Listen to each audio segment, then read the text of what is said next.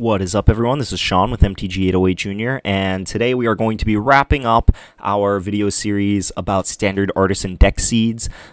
If you are late to tuning in, we have been running Standard Pauper Youth tournaments here on Oahu, and we are transitioning to Standard Artisan, so just wanting to plant a couple seeds of starting points for decks for the students that are getting ready to play in our first tournament, which is February 2nd over at Westside Comics. It is a Sunday. So Standard Artisan, Theros just came out, so it's a whole nother layer of newness. But Standard Artisan, commons and uncommons are legal. Ban list is Cauldron Familiar, Cavalcade of Calamity, Persistent Petitioners, and Gates Ablaze. So with that said, let's jump right into our first deck here. So I'm going to go through 2 deck seeds and then a couple honorable mentions. So the first deck that I want to look at is not this.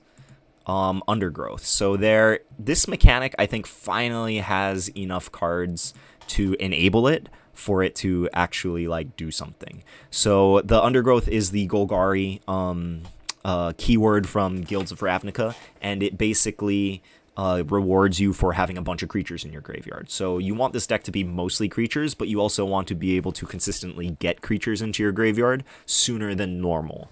So you have a bunch of payoff cards. I don't know if you want to go all the way up to 7 for Lotleth Giant, because there's no cost reduction on this, but you have Lotleth Giant, which drains them for each creature in the graveyard. Not drain, it just deals damage to them for each creature in your graveyard, so this is a big finisher.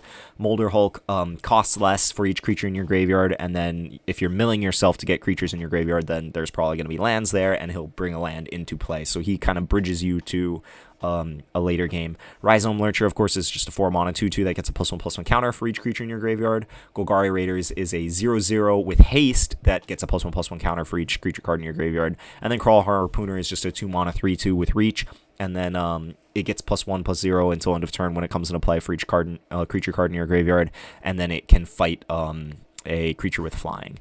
And then Necrotic Wound. If you have like 4 or 5 creatures in your graveyard, then this thing is just way above rate, so a very high incentive to play this archetype. Of course, a 1 black instant, target creature gets -X until end of turn, where X is the number of creature cards in your graveyard. So these are kind of the payoff cards that I think are worth playing. Vigor Sporeworm, also an option. Crawl Foragers is probably a very good sideboard card. You might want a couple of these in the main deck if the metagame skews aggro. And then Moodmark Painter, I think, is the worst of the payoff cards. It was decent in Standard Pauper, saw a little bit of play. So you have these payoff cards, and now you need to make sure that you fill up your graveyard. And we got a lot of new options with Theros. So there was one Eye Collector here. This is a enabler that is also a creature, so 1-mana 1/1 flyer. Whenever it deals combat damage to a player, each player puts the top card of their library into their graveyard. So you can start pecking away at them, start filling up your yard. Also, if you are playing the Undergrowth mechanic, then you also play very nicely with a lot of the escape cards. So, if you wanted to play some utility one-ofs like Mogus Favor, it is an enchant creature. It gets enchanted creature gets +2/-1 until as long as this is on it. So you can put it on your dudes to make their fronts bigger, or you can put it on their 1 toughness dudes to kill them. And then, of course, it has escape, so you can pay 3 mana, exile 2 other cards from your graveyard to play this from your graveyard. So if you mill it into your graveyard, you get a little extra value of just having options to cast things from your graveyard. But continuing looking for enablers here, Mire Triton is a really big one. 2-mana 2/1 Death Touch. When it enters the battlefield, put the top 2 cards of your graveyard into your library and you gain 2 life. So nice enabler there to just like get cards quickly into your graveyard. Gorging Vulture is I like having the enablers be a little bit cheaper, but this was one that was there in Standard Pauper. So it comes into play, you mill yourself for 4, and then you gain a life for each creature card that you milled. And then I know that there's a gold one that I'm going to get to, but just checking to see if there's any more. But like once you're playing with the graveyard, stuff like Gravedigger, we saw Omen of the Dead, that's a 1-mana Raise Dead with Flash, enchantment, but you don't want to be playing too many non-creature spells. If you're milling yourself, then Sir Conrad might even be worth playing. right? This is a complicated card. So it's a 5 mana 5/4. Whenever another creature dies or a creature card is put into a graveyard from anywhere other than the battlefield, so if you mill it from your graveyard, or if somebody discards a card or a creature card leaves your graveyard, then Sir Conrad the Grim deals 1 damage to each opponent. So if you like mill yourself 4 creatures, he'll deal 4 damage to their opponents, and then you can of course pay 2 and have each player put the top card of their library into their graveyard, hoping to trigger him. So he's a kind of expensive but a very powerful payoff in this deck. And then I don't think there's very many green enablers. Oh, there was one more black one. The new card draw spell from Theros. It costs 3. I don't remember the name of it, so I'm looking for it right now. Here, Funeral Rites. So 3 mana, draw 2 cards, lose 2 life, and then you mill yourself for 2. So if you do want to get some card advantage into the deck, you can. And then green, well, let's finish looking at the enablers first. So Glowspore Shaman is the next best enabler. 3 black-green for a 3/1. When it enters the battlefield, put the top 3 cards of your library into your graveyard, and then you may put a land card from your graveyard on top of your library. So if you need that land, you can draw it on your next turn.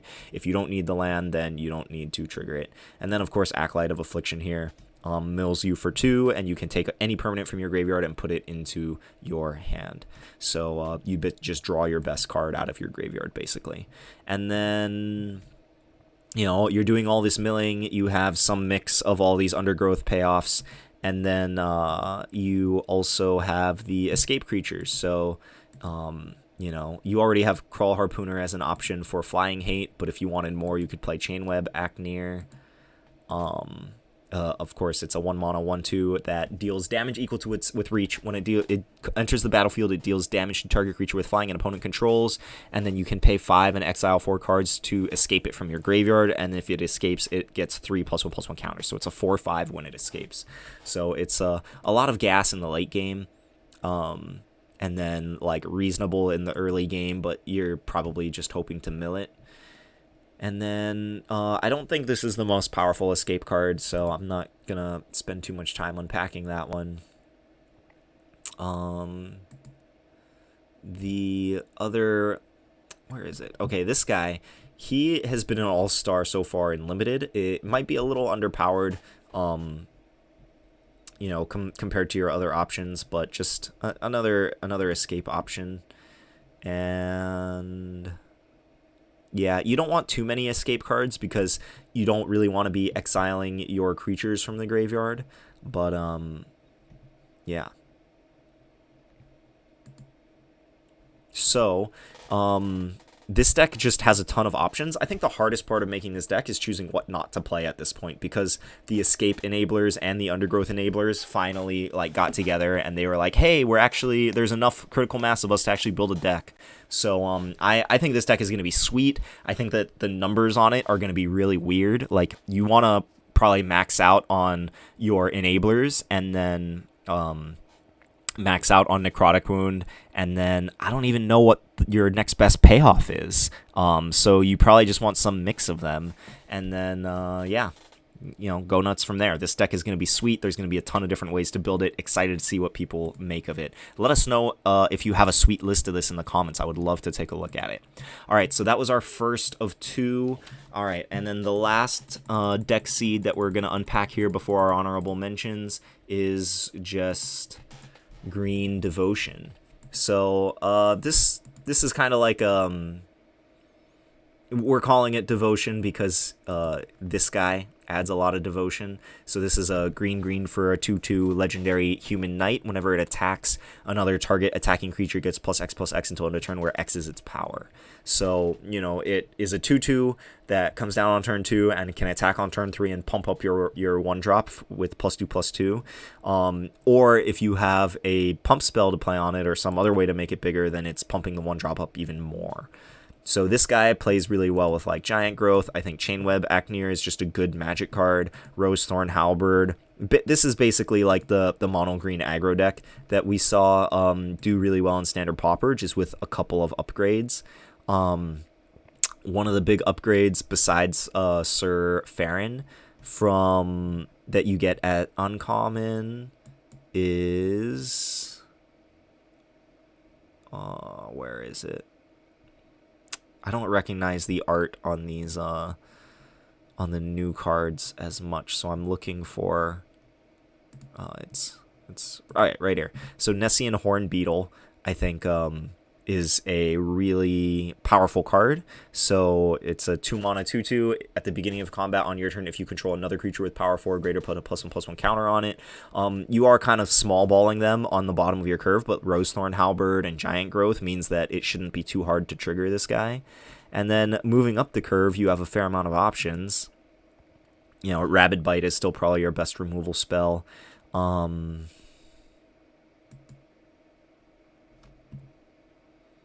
If you don't want to play Chainweb Acnear, then your escape dude can be either Loathsome Chimera, or you can sideboard this card to it enters play. You gain life equal to your devotion to green, so you can sideboard this card or main deck it if you're expecting an aggro heavy metagame. On 4 you get Renata, which is another devotion payoff. And then she also like makes the rest of your team bigger. If you want to raise your curve a little bit, I think Wolf Rider Saddle is like a good 1 or 2 of. You don't want too many of this card because Equip 3 is kind of expensive and you already have another equipment. But this one comes into play on a creature, so it's like a 4-mana 3/3 that gives you residual upside. And then... this guy is worth mentioning, Gnarlback Rhino.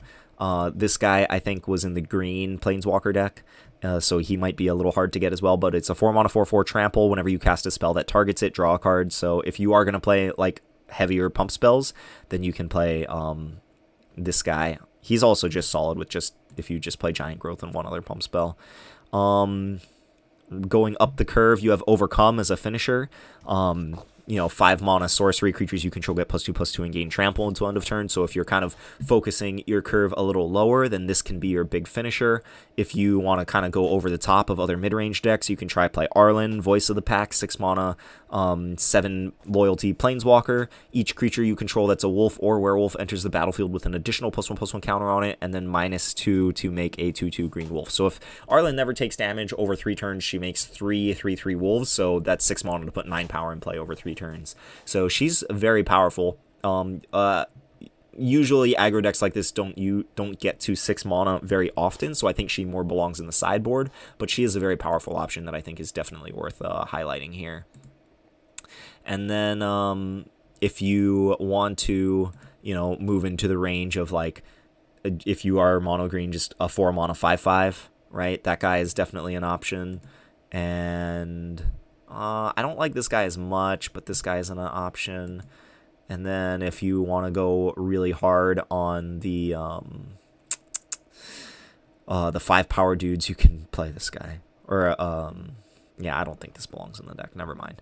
So these are just some of the options that you have. If you want to keep your curve super low, you can. Frilled Sandwall is another option on 1, and then just come over the top with Overcome. If you want to go up the curve a little deeper, you have a fair amount of options. Good options on 4, good options on 6, right? So yeah, that is the second deck seed for the video, Mono Green Devotion. Let us know what you think. It has a lot of powerful tools. And then instead of going over a third deck, I just want to make a couple honorable mentions. So honorable mentions. All right. So Bloodsoaked Altar here. This was one of my favorite cards to draft in M20. M20 was a great draft format. So it's a 6-mana artifact, so very expensive, but you can tap it, pay 2 life, discard a card, sack a creature, create a 5/5 Black Demon creature token with flying, activate this ability only anytime you could cast a sorcery. It might be a little slow and a little underpowered for the Artisan format, but this guy plus Sanitarium Skeleton, it was just great. So I just wanted to put this on the list as an honorable mention. We saw Sanitarium Skeleton really shine in a lot of different standard pauper decks towards the end of the season, so it might be good enough to make the transition up to Artisan. The other build around All That Glitters is an Aura, 1 white, 1 colorless for it's an enchant creature, and then the enchanted creature gets +1/+1 for each artifact and or enchantment you control. So this being an artifact at least pumps the creature for 1, but of course you're going to play this in a deck with a ton of artifacts and enchantments. So it might be mono white, right? Then or blue white, then you can play Arcanist Owl. It itself is an artifact. It goes and gets artifacts or enchantments in your top 4 cards when it enters the battlefield. And then Shambling Suit is the other big payoff for this archetype. 3 mana, 0/3. Its power is equal to the number of artifacts and or enchantments you control. So, you know, with Theros's emphasis on enchantments, there should be no shortage of stuff that you can put into this deck, right? Karametra's Blessing is a very strong combat trick. This guy is a 1 mana 1/1 lifelinker that is also an enchantment, and you can pay 1 and sack it to protect something, give something a protection from color until end of turn. Sentinel's Eyes is a cheap enchantment. Ancestral Blade is a cheap artifact or enchantment. You could even play Daxos if you're mono white. So this is turning into a little more than an honorable mention, but yeah, I guess this is our last deck seed, and then we'll go over the rest of the honorable mentions. Glass Casket is an enchantment or artifact. You could even play Pacifism, right? So this deck has a lot of options. The power is there with all that glitters and Shambling Suit, and then you might want to find some way to Banishing Light is another option. Find some way to you probably play Healer's Hawk in this because it's good to just slap in all that glitters on it, or even an Ancestral Blade. Yeah, so this deck is real sweet, real sweet. I think that the people last set that were trying to play auras, this deck is most in line with that. So you have a much better payoff with all that glitters. Dawn Evangel has some synergy. Okay, I do want to continue down with the honorable mentions though. Season of Growth, this is just a build around. You put this in a deck. Striking the balance between enough creatures and enough spells that target creatures is going to be tough, but if you can strike that balance and consistently have Season of Growth in play, this card is very powerful. Basically, whenever you play a creature, you scry 1, and then whenever you cast a spell that targets a creature, you draw a card. So, yeah, big draw engine here. You have to build your deck around this card, but there are some powerful options. And then this guy, it's a 3 mana artifact, enters the battlefield, you choose a color, creatures of the chosen color get +1/+0, and you can tap it to make a mana of the chosen color. So this card will just like buff your team if you're just playing a whole bunch of 1-drops. It'll go into a bunch of different monocolored decks, maybe the mono green deck, probably the mono white deck. If you're playing that mono blue Flyers deck, this might be a consideration for you. So this card is just if you're playing a single color and you have a low curve, you want to consider this card. What else? I don't know what deck exactly wants this, but this card was very powerful in M20 draft. It's a 5 mana enchantment, so kind of clunky, but whenever a creature you control dies, you gain a life and draw a card. Really, really powerful effect. Basically, if you build your deck in a way that you're going to be like sacrificing creatures to lots of different things, then this is a really, really strong payoff. And then I'm not sure what deck would want to play this, but this guy is pretty powerful. So you can, it's a 2 mana 1/3. You can tap it to make 2 colorless, but only spend it on artifacts. Or you can pay a blue and tap it to search your deck for Vial of Dragonfire, and what is the other one called? Heartpiercer Bow. So maybe the power level on these 2 cards is just a little too low, because Vial of Dragonfire is very expensive to just deal 2 damage to something, and Heartpiercer Bow is kind of slow. So I don't know if this is going to be a build around, but it was very good in M20 draft. And if you play this with just artifact creatures up your curve, then just playing this as a 2 mana accelerant, get out your powerful stuff, and then you can rely on searching out these cards as kind of like when you run out of gas. So I don't think you want to lean on the search ability. I think you want to put the search ability in your deck to support the make 2 mana ability. Yeah, and then the last one, I think. Oh no, there's 2 more. Disinformation campaign. I don't know if the blue-black deck, if this is going to be the optimal build for blue-black, but I just loved playing this card in Guilds of Ravnica. Disinformation campaign, of course, enters the battlefield, you draw a card, and each opponent discards a card, and then whenever you surveil, you return it to your hand. So Thought Erasure is the foremost surveil card. Sinister Sabotage has surveil, Discovery Dispersal, and then that's about it. But, you know, if you can pick this thing up and recast it 2 or 3 times in a game, then that's very powerful for one card. It is very, very slow though, so this could just be too slow and just get run over by the more powerful decks. So Disinformation campaign, honorable mention, and lastly, this is a weird tribe to build around, but Vraska's Uncommon Planeswalker basically gives you tribal for Death Touch. There isn't too much payoff for it other than Vraska, but maybe just filling your deck up with Death Touch creatures is going to be enough. Right? You get Foul Mire Knight, Hired Poisoner, Vampire of the Dire Moon, Mire Triton, Orzhov Enforcer. You might play Vizier. You probably play Moss Viper and Sedge Scorpion. This is probably a sideboard card. But yeah, like, usually this is a good Death Touch card. This is a decent one. So, like, this archetype just gets wrecked by Mirror Shield. That's funny. So I don't know, like, if this is going to be good enough, but there are enough Death Touch creatures, and Vraska is a Death Touch payoff that I thought it was worth mentioning. I think this is going to be more like a for funsies deck, but maybe it'll be competitive. I don't know. We'll see. Yeah, but that... Oh, I got one more. I'm sorry. I'm being such a tease. Grumgully.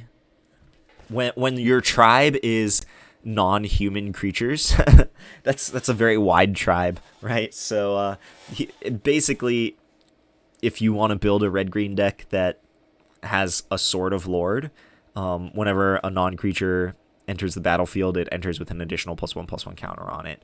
So it's a very high ceiling payoff card. The awkward thing is that, like, you want to play this on 3 and then, like, follow it up with the next turn with multiple triggers, so casting multiple creatures. But then if you have a low curve, then you probably empty part of your hand before you play this guy. So there is a small tension, but I think, like, you know, Nature Yoda, Grumgully here deserves a mention. All right, so that does it for our deck seed. Again, let us know what ideas are you most excited to brew with. If you have a deck list, post in the comments. We'll take a look at it. Yeah, excited to see what the kids bring. Again, first tournament for Standard Artisan, February 2nd over at Westside Comics. It is a Sunday. Doors open at 10. Tournament starts at 10:30. But double check our Facebook page for information. Westside Comics does have a new location. They are in Iea now. I haven't been to it, so I can't tell you exactly where, but they are no longer in Kapolei. All right, that is it for our videos. Thank you for sticking around, and I will catch you next time. Peace.